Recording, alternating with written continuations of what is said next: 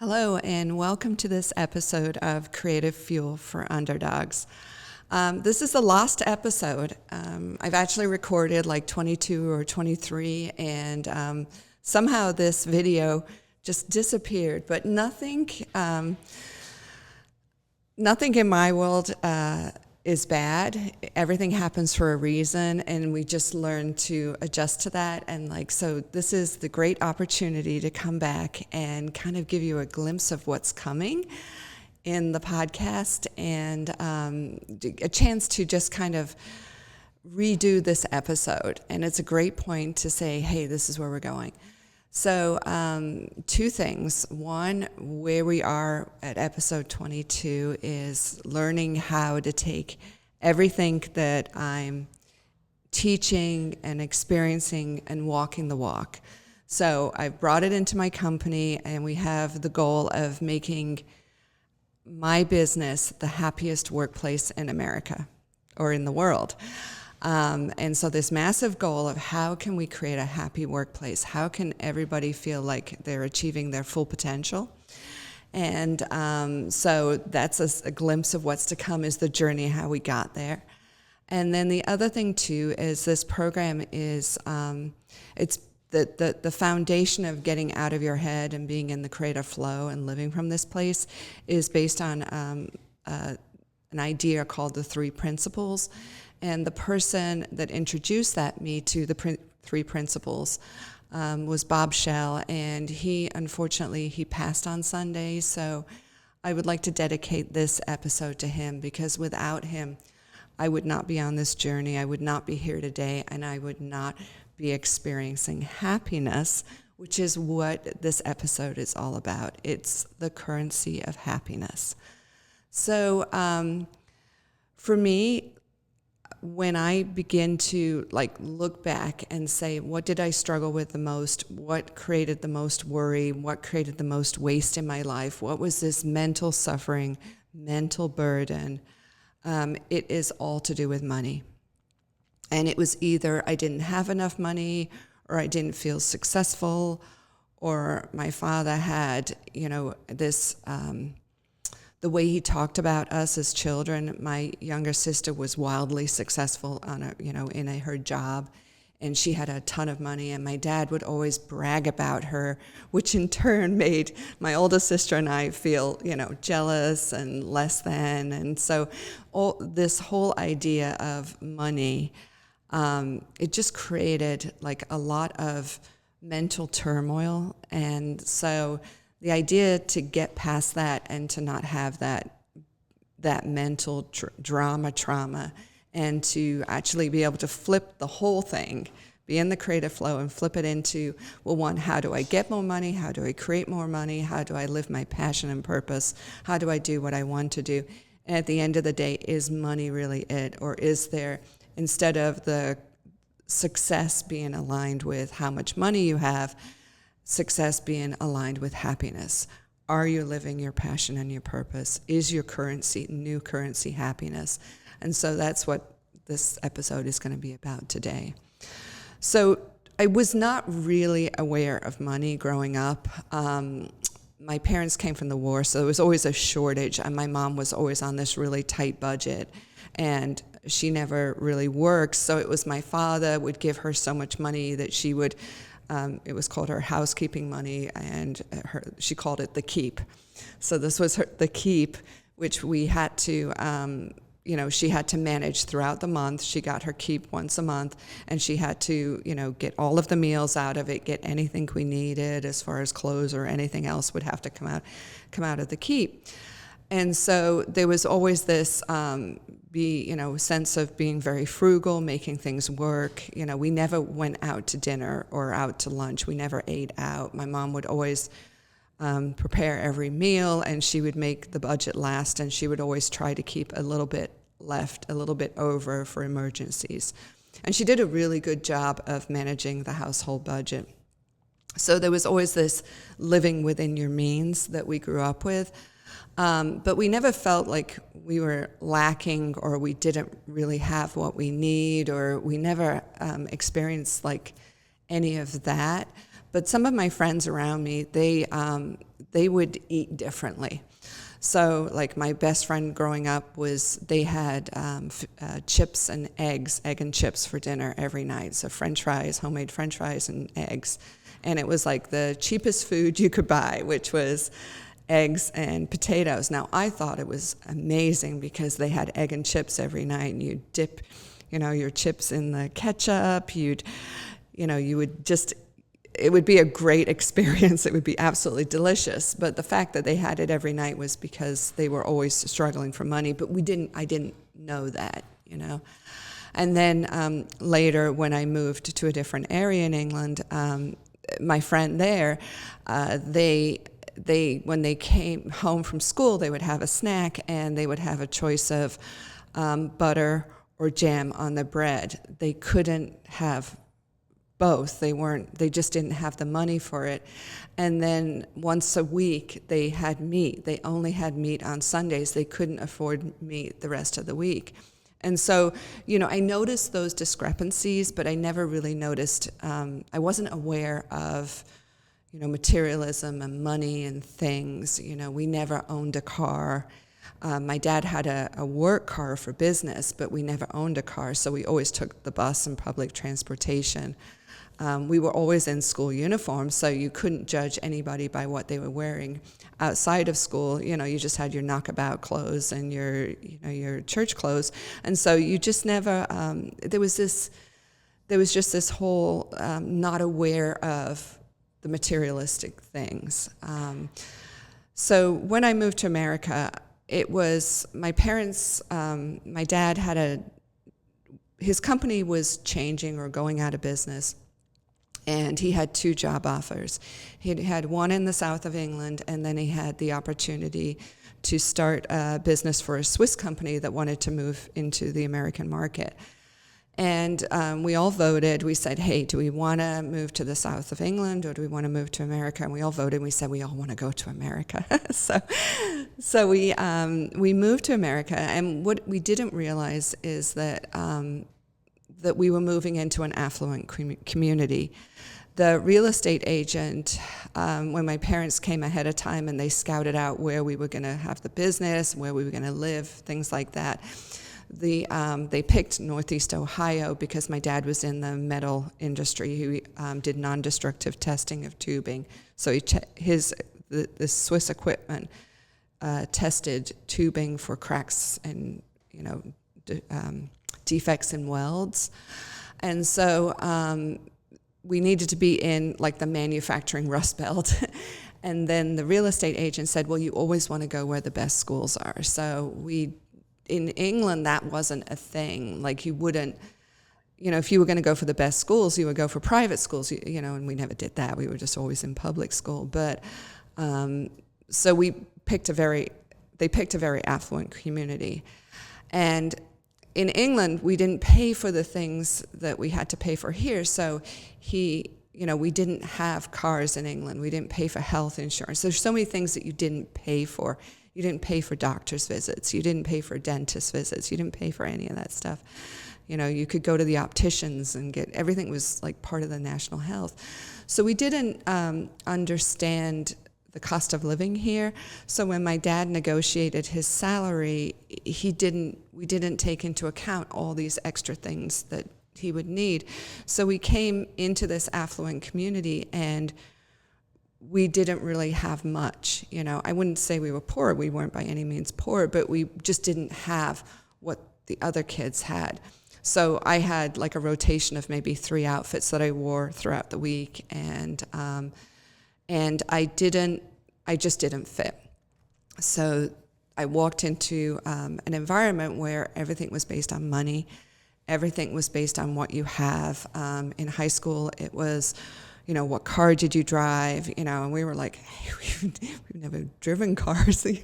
We've always taken the bus.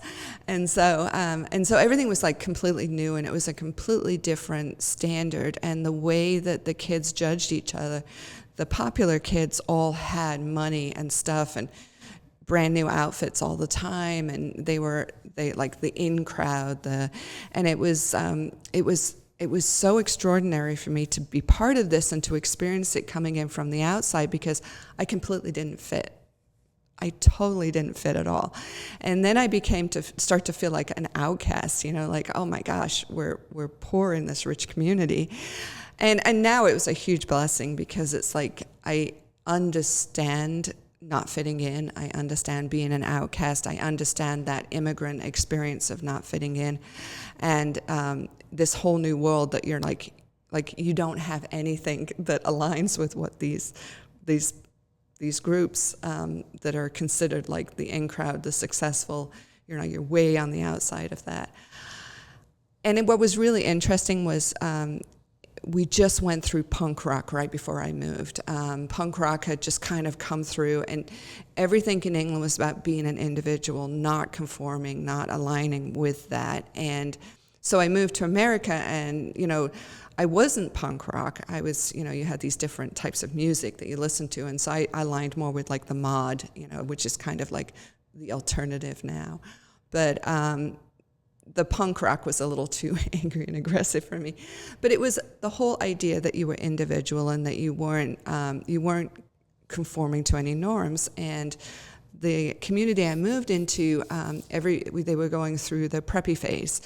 And everybody wore exactly the same clothes. They all bought their clothes from the same place. And it was just like, I couldn't go there. I'm like, no, this is like so out of alignment of being an individual and expressing yourself through the way you dress, the way you're hairstyled, everything. Like, I just couldn't do it. So when I found my group, it was really the burnouts. The burnouts were the ones that accepted me, first of all, and I could make friends there.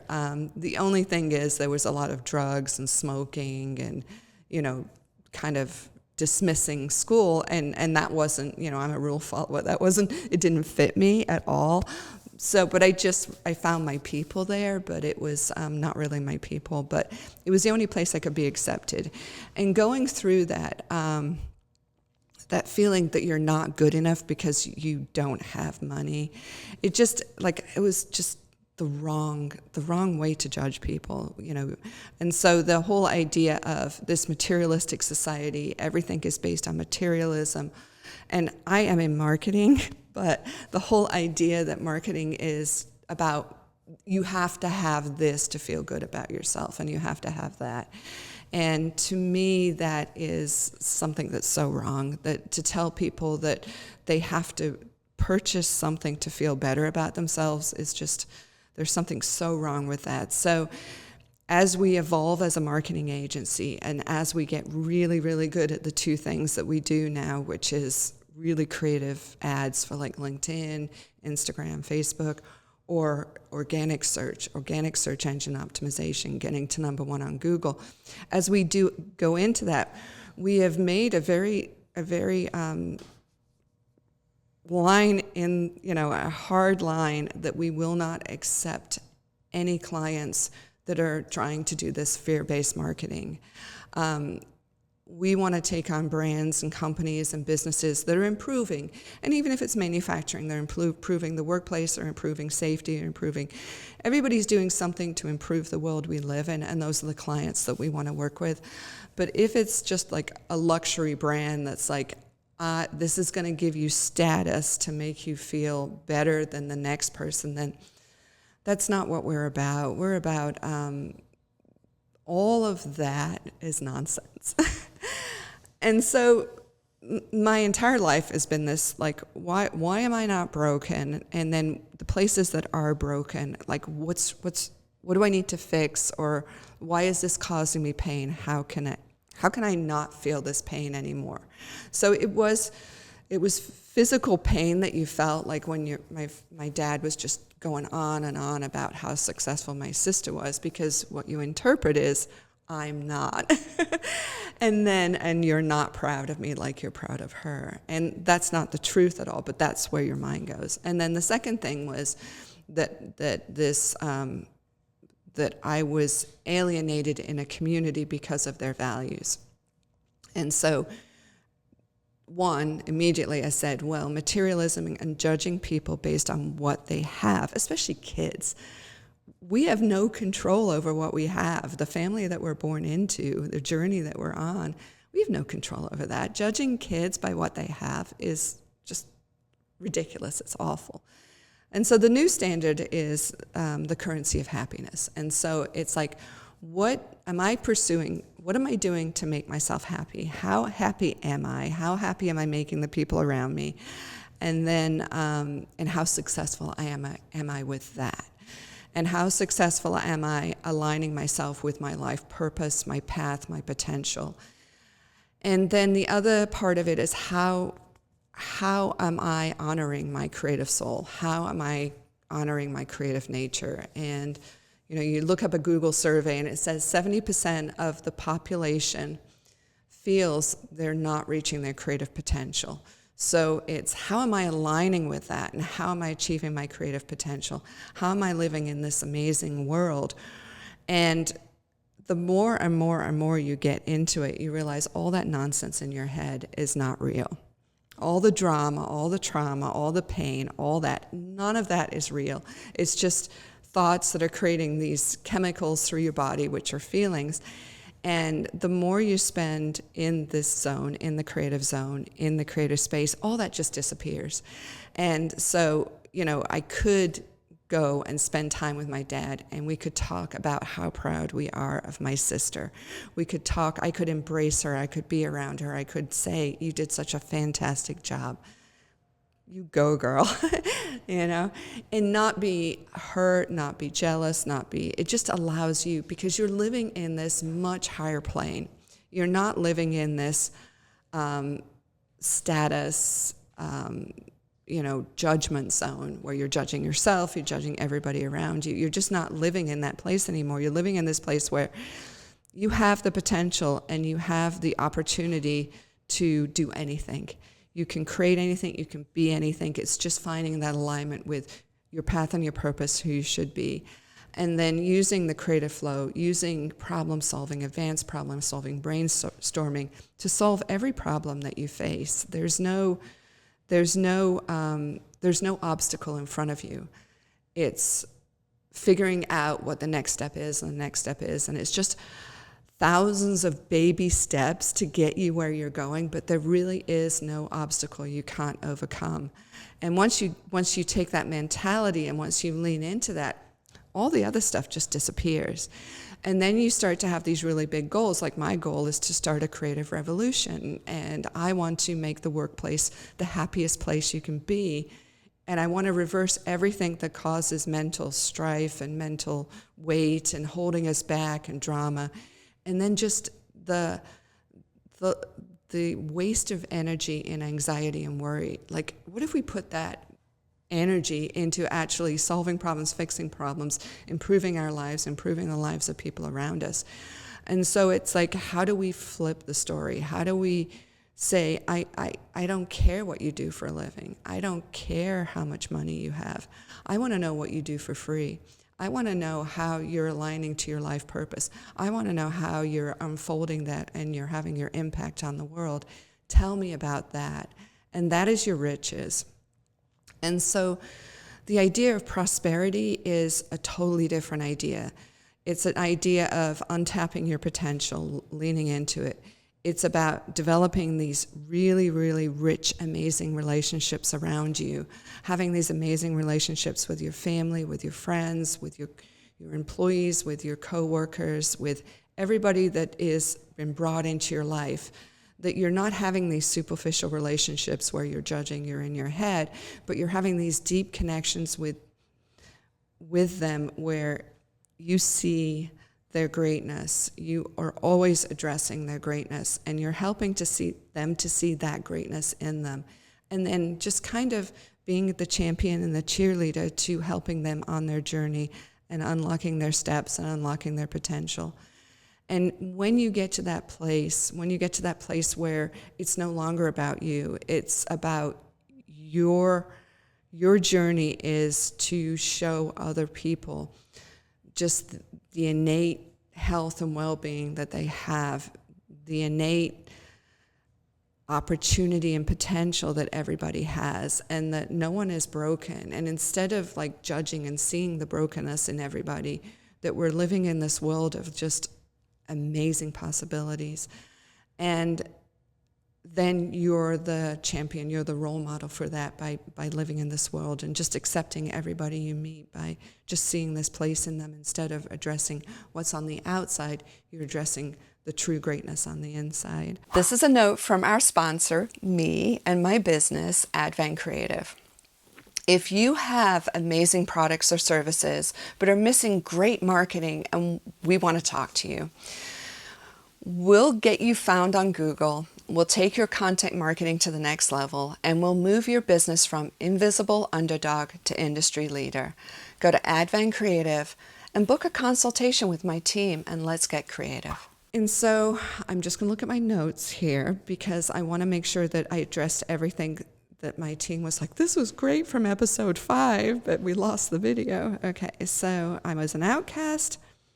It's not what you do for money, you do for free. What are you creating? What are you doing with this lifetime? And the biggest thing was how could I be happy without money? And money, we need food, we need everything, but it's not the goal and it's not the pursuit. It has to be bigger than that. And really, the last thing is business.